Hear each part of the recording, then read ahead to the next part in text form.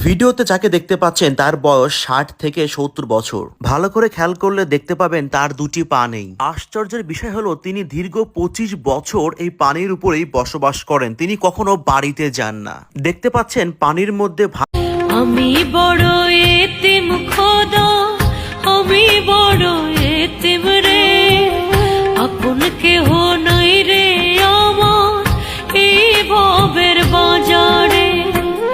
আপন ও বাবাই রে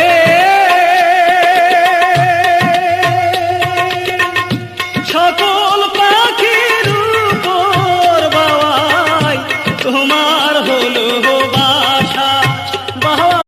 পুরুষকে কেউ কোনোদিন ভালোবাসেনি, কারণ পুরুষ হলো চাহিদা মিটানোর মেশিন। চাহিদা মিটাতে পারলে বেস্ট, আর না মিটাতে পারলে একদমই জীবন শেষ।